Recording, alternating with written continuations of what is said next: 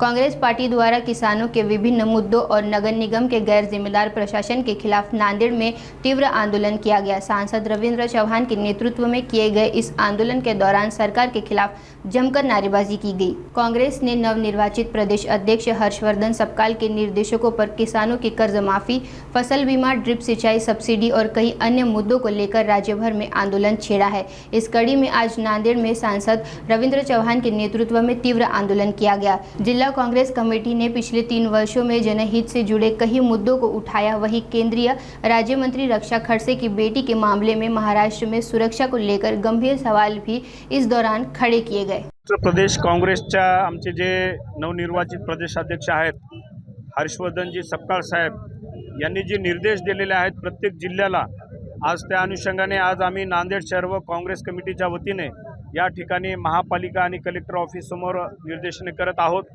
खरं तर आपण बघू शकता की मागच्या 3 वर्षापासून जिल्हा परिषद असेल का महापालिका असेल या ठिकाणी प्रशासक राज आहे आणि अनेक गंभीर प्रश्न या ठिकाणी सामान्य माणसाचे निकाली लागत नाहीत।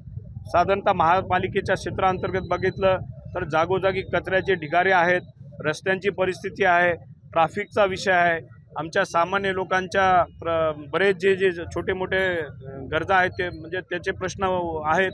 असे अनेक प्रश्न घेऊन आणि जिल्हाधिकारी महोदयांना आम्ही आज निवेदनाच्या माध्यमातून जे शेतकऱ्यांचे प्रश्न आहेत, जे त्यांची कर्जमाफी असेल, त्याच्यामध्ये पीक विम्याचा प्रश्न असेल, आज बरेच अंशी शेतकऱ्यांकडून जे आमचं शेतकऱ्यांचं अनुदान आहे, ठिबकचं असेल, वेगवेगळे अनुदान असेल, सरकारकडून अद्याप अप्राप्त आहे, त्यांच्या शेतकऱ्यांच्या आमच्या मालाला हमीभाव मिळत नाही, असे अनेक प्रश्न घेऊन आज काँग्रेस कमिटीच्या वतीने आम्ही आज या ठिकाणी आंदोलन करत आहोत।